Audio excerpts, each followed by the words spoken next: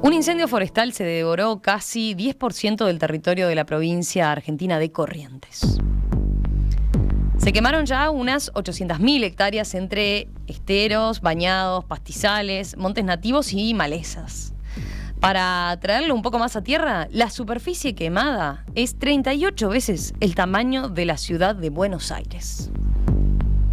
Es tal la dimensión del fuego que en la zona de Constitución, en el departamento de Salto, se pudo observar ayer una espesa cortina de humo, según reportó el diario El Pueblo de allí.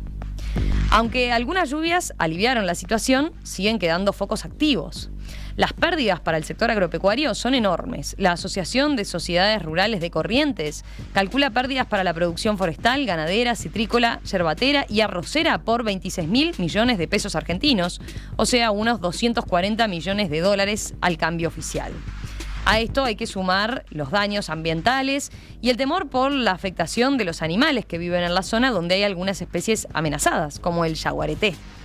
El tema tuvo también repercusiones sociopolíticas, cuando un joven influencer, lo escuchábamos hoy en el reporte de Fernando Gutiérrez, Santiago Maratea, organizó una colecta con la que recaudó más de 170 millones de pesos argentinos en un par de días, lo que motivó una discusión sobre el rol del Estado ante una situación de emergencia como esta. Vamos a conocer más de cerca esta crisis. Para eso estamos en comunicación con Juan Manuel Casenave, productor agropecuario correntino. Juan Manuel, ¿qué tal? ¿Cómo le va? Buen día. Sí, buen día, ¿cómo le va? Buen día a todos los hermanos uruguayos. Sí, acá estamos para contestarle lo que... Acá estoy con Gustavo, que tenemos varias preguntas. En primer lugar, le preguntaría, contemos primero cómo es esta zona de Corrientes, esteros de Iberá. ¿Cómo es? Los esteros tienen para esta situación el agravante de que tienen muy poca carga de hacienda y de explotación, diríamos, de los campos.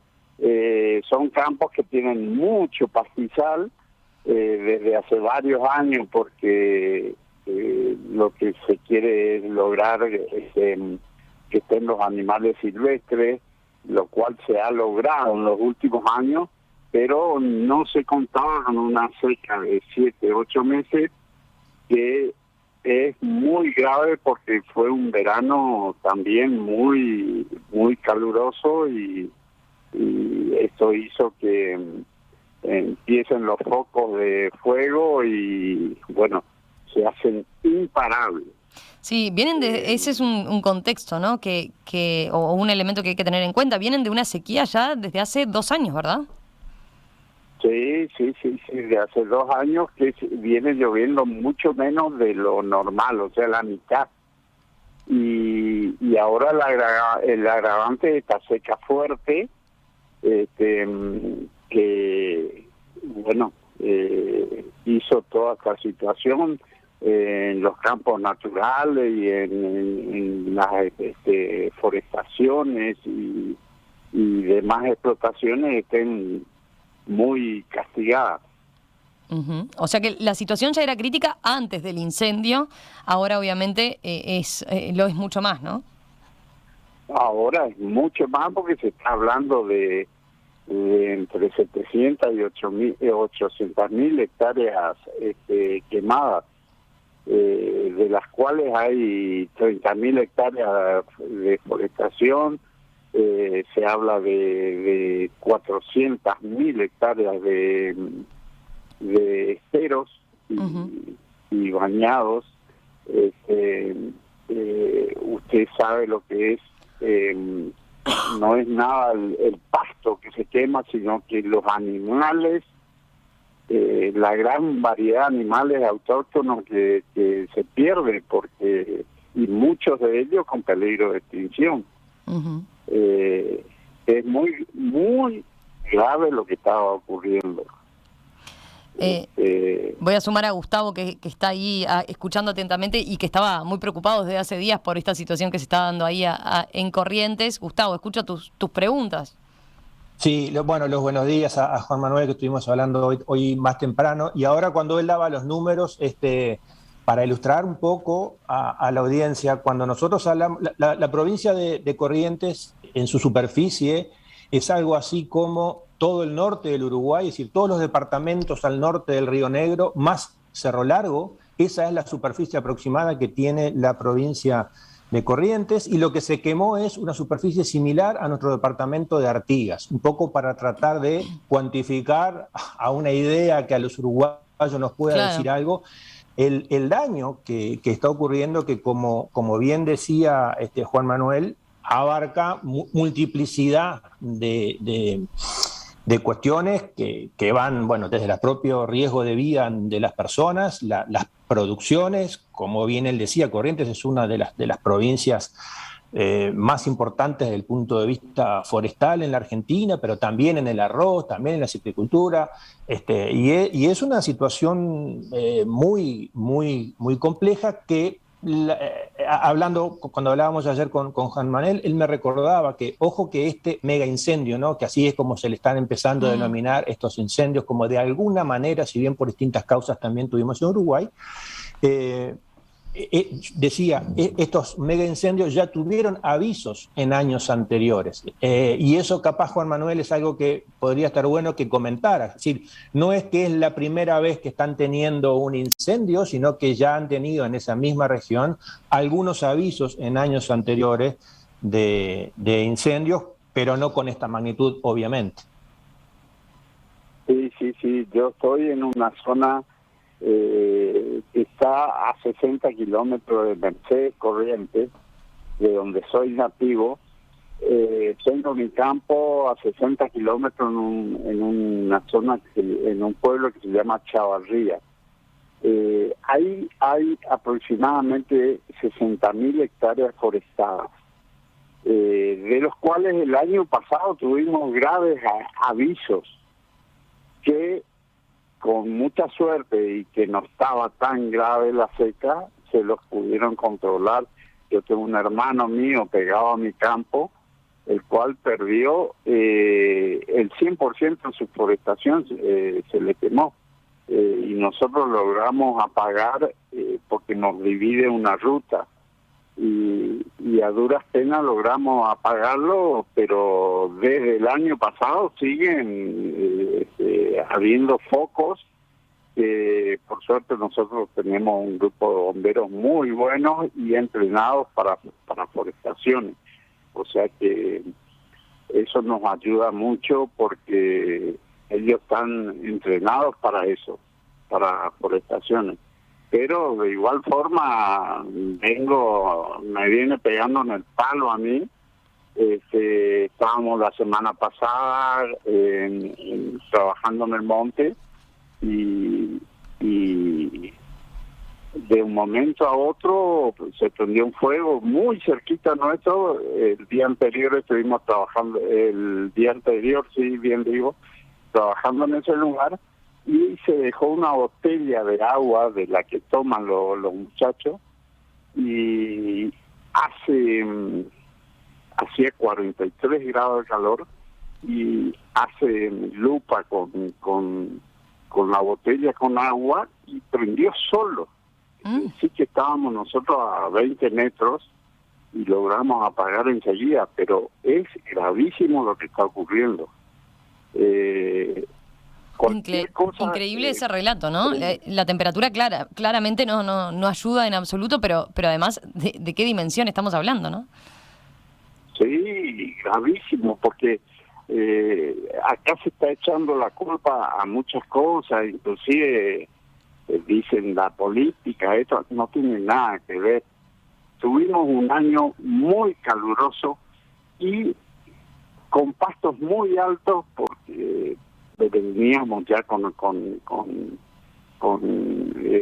esta seca, o sea que los pastos están amarillos, parecen papel. Con cualquier cosita prende en un momento. Yo creo que la gente se va por las llamas, sobre todo el periodismo, y todo eso que empiezan a echar culpas a distintos partidos políticos. Esto no tiene nada que ver. Esto es algo, bueno, primero cíclico. Hace 7, 8 años tuvimos una seca así, y después vinieron unos buenos años, y bueno, vuelve a pasar ahora, y es una cuestión natural, diríamos. Ahí está, eso le iba a preguntar. Sí. Darle la culpa. Porque, a ver, veía que en estos últimos días incluso se estuvo buscando, por ejemplo, a un hombre que se filmó iniciando focos con focos nuevos, digamos, con lanzallamas, ¿no? Yo no voy a decir que no, porque pueden haber algunos focos provocados. Pero ahora salió un estudio de una facultad de Buenos Aires que identificó en el último mes 7.000... La facultad de la Universidad de Belgrano, ¿verdad, Juan Manuel? Sí. 7.800 focos en la provincia de Corrientes. ¿Cuántos pueden haber provocado? Tienen identificado, creo que 7 o 10 que fueron provocados. Siempre va a haber, porque acá culturalmente el peón de campo quema los campos, porque para que se venga el pasto nuevo. Entonces, ¿cómo le sacaba en la cabeza de que no tire su fosforito? Siempre va a haber provocado. Y algún otro que puede haber hecho pero es mínimo al lado de la cantidad de focos que hubo este año. O sea que no es para tener en cuenta. Yo creo que eso es no digo que no haya habido, pero en 7.810 no es un número, es 0,0 no sé cuánto, muy poco para lo que... Sí, para la dimensión que hoy en día tiene. Claro. Para la dimensión de esto, sí. Gustavo, ¿qué ibas a decir? Sí, hacer el comentario, porque Juan Manuel, tú comentabas que los tiros están pegados en el palo, hablabas de tu hermano el año pasado que perdió toda su forestación, tú sos productor forestal también, pero uno de tus hijos, Juan Manuel tiene 3 hijos, uno de tus hijos que tiene un campo cerca de Mercedes, ahí en Corrientes, no tuvo la misma suerte que vos. Creo que lo que a él le ocurrió puede ser un buen indicio para que el oyente calibre de qué manera esto afecta a un productor común y corriente. En el caso de tu hijo, si mal no recuerdo, es sobre tierras arrendadas, además. Sí, él tiene arrendado, pegado al INTA de Mercedes, 400 hectáreas, de las cuales tiene 600 animales, y se ha quemado las 400 hectáreas más el 85% de la estación experimental del INTA, y mi hijo está con todas las piernas quemadas, porque han intentado salvar la hacienda, la cual pudieron, cortando los alambres, pero los que quedan es donde se arrinconaba la hacienda, y a ellos se le quemó el 100% del campo, que son 400 hectáreas, pero con el agravante que ellos tienen muchas pasturas que hacen para hacer rollo. Ellos se dedican a hacer rollo también de pasto.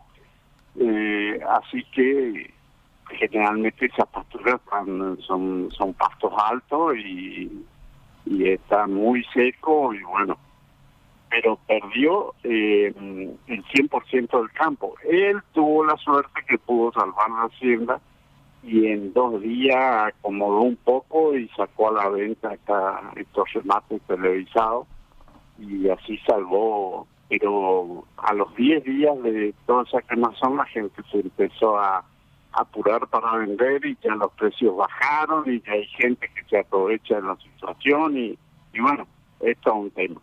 Claro. Que pasa siempre, no es de ahora. Usted destacaba lo de el trabajo de los bomberos, y decía que estaban preparados. Ahora, en general son los propios productores que han tratado de contenerlo, ¿no? En general, en cada foco grande de quemadas no da abasto ni para el 10% de eso los bomberos. O sea, si no tenemos la ayuda de productores, que acá este año se comprobó que son muy gauchos, diríamos nosotros acá, ayudándose, no sé qué hubiese pasado, porque por ejemplo, la mayoría de los cascos de campo y de las casas donde vive la gente, todo fue salvado, pero con la ayuda de productores. Uh-huh.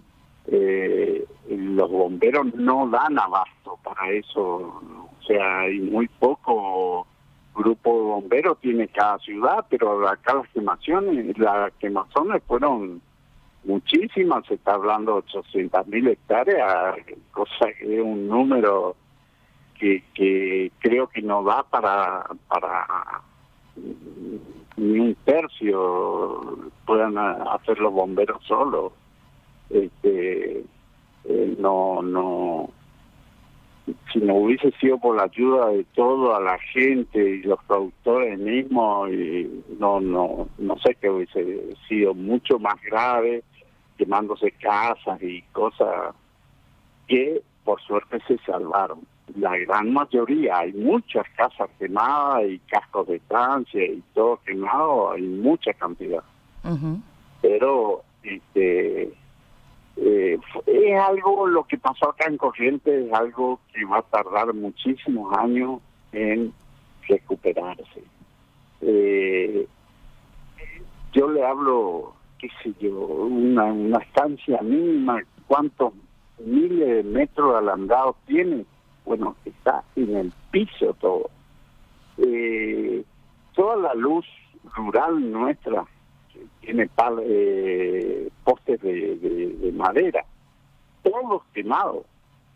No hay nada que se haya salvado. No, acá prácticamente no existen los postes de cemento, salvo para la media tensión y qué sé yo, y el resto de la luz normal de rural es todo de madera y eso está todo quemado. O sea, que va a tardar mucho tiempo en recuperarse.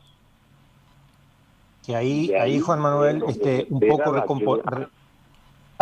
claro, porque para esa recomposición, para imaginar un poco lo que implica, ayer cuando charlábamos decíamos, lo más fácil y más rápido en volver va a ser el pasto. El pasto vuelve, pensándolo, hay que ir viendo las distintas facetas de esto, ¿no? Pero pensándolo desde el lado de la producción y de la producción ganadera, un poco a raíz de lo de tu hijo, lo más sencillo es que vuelva el pasto. Eso no es lo complicado. Lo complicado por lo costoso y porque además de costoso lleva tiempo, y en particularmente para aquellos productores que no tienen mucha espalda, que son la mayoría, es el volver a armar toda la infraestructura perdida y en muchísimos casos volverse a hacer de los ganados que tuvieron que vender, como en el caso de tu hijo, bien vender, o en muchísimos otros casos, mal vender. Y eso me parece que da un poco la pauta del tiempo que implica esta recuperación, que seguramente va a ir mucho más allá del tiempo en el que esto va a estar en los titulares de los diarios. Sí, porque además nosotros tenemos hace muchos años que venimos en crisis, la parte del campo y de todo, o sea que el ganadero y todo el que trabaja el campo en las distintas actividades no tiene sobrante como para decir, bueno, mañana empieza a hacer todos los alambrados y va a ser lo indispensable contra los vecinos y qué sé yo, pero lo de adentro del campo es muy difícil. Va a tardar mucho en recuperarse, porque nosotros tenemos, hace mucho tiempo el campo está en crisis.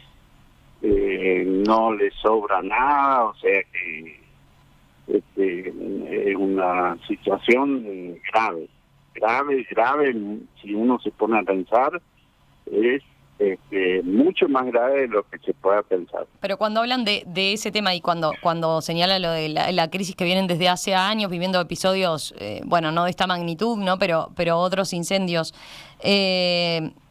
tienen más claro de a qué factor o qué factores están jugando específicamente, porque estoy viendo, por ejemplo, hay mensajes de oyentes que dicen, bueno, esto tiene que ver con el cambio climático en general, puede tener algo que ver con eso, ¿a qué lo atribuyen? Sí, mucho que ver, mucho que ver. Los veranos tienen varios grados más, con unos soles fuertísimos.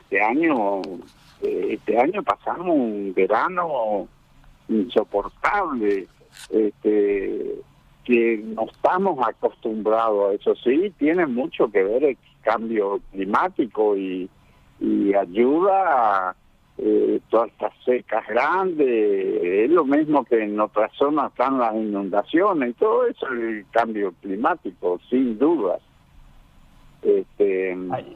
Ayudado por la crisis natural que vive nuestro país, ¿no? Gustavo, ¿qué ibas a contar?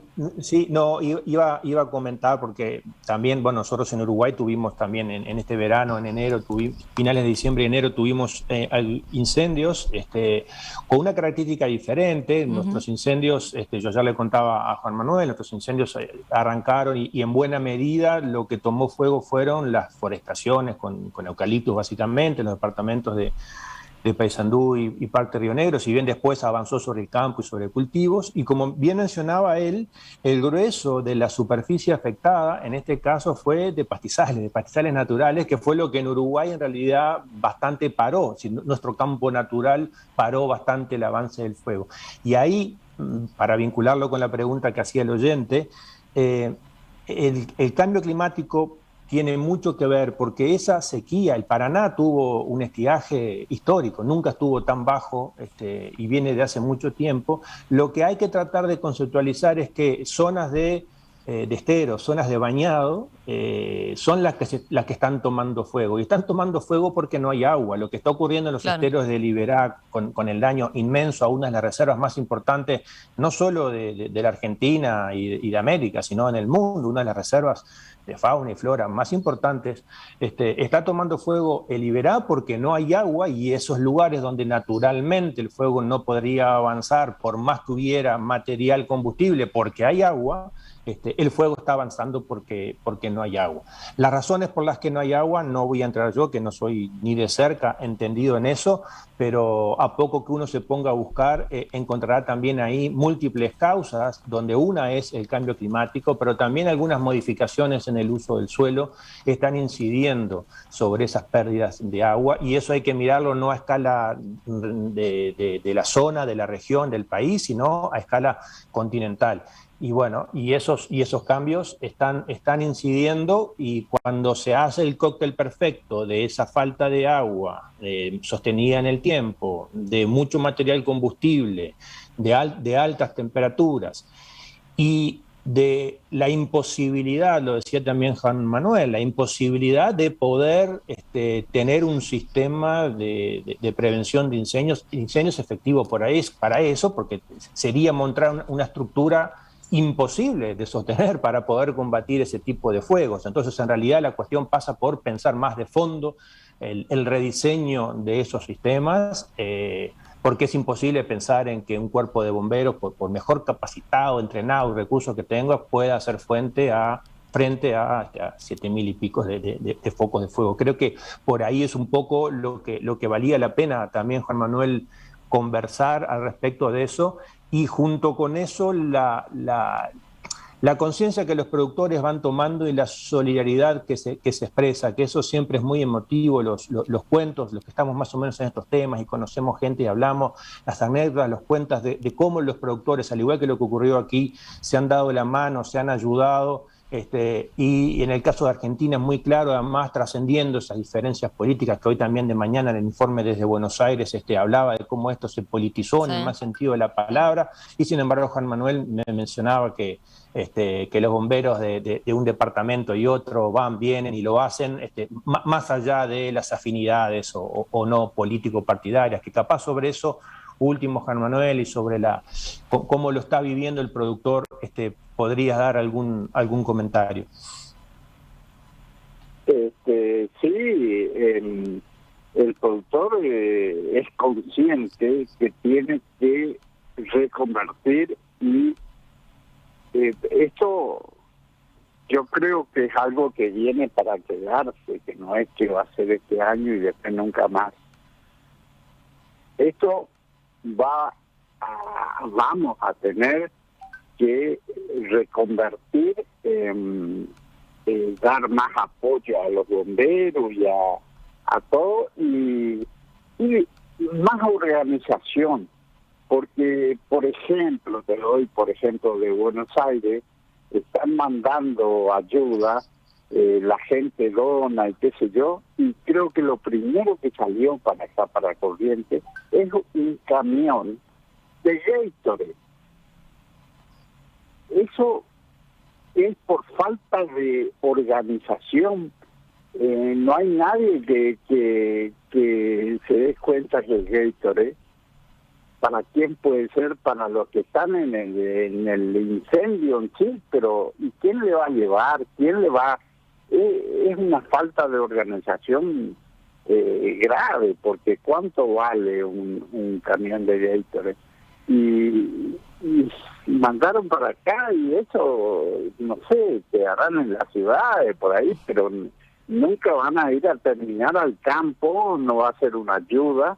Yo te doy un ejemplo, chico, pero acá vamos a tener que sí, pero muy gráfico, ¿no? Sí, vamos a tener que organizarnos para cuando haya estos desastres, porque esto es un desastre, nos tomen más organizados, que la gente que quiera ayudar sepa cómo ayudar, pero con algo que sea de ayuda para acá. Le falta equipo, le falta vestimenta adecuada. La gente, yo tengo fotos acá de los muchachos que estaban con mi hijo, que combatían el campo natural, así como terminaban con las piernas hasta las rodillas quemadas, porque están caminando en el fuego, así hayan apagado esa parte, vos caminás y sigue caliente, se queman totalmente. Entonces eso, acá nosotros necesitamos ropa adecuada, todo cosas que creo que en el futuro vamos a tener que estar organizados, porque esa es la parte donde más se falla. La gente del campo tiene vestimenta para el campo, pero no para combatir un fuego, diríamos. Lo mismo que pasa cuando hay inundación en otro lado, pero son cosas que creo que en el futuro vamos a tener que reconvertirnos. Juan Manuel Casenave. Y planificar. Juan Manuel Casenave, productor de la provincia argentina de Corrientes. Muchas gracias por este testimonio ahí del lugar en primera persona, un poco para situarnos entonces en esta terrible situación que están viviendo allí en la provincia de Corrientes. Bueno, suerte y volvemos a conversar en todo caso más adelante para ver cómo sigue la cosa. Bueno, muy bien, mucho gusto y muchas gracias a ustedes también. Gustavo, como siempre, gracias a vos también. Romina, nos vemos. Chau, chau. Nos reencontramos en Conexión Interior. Un abrazo.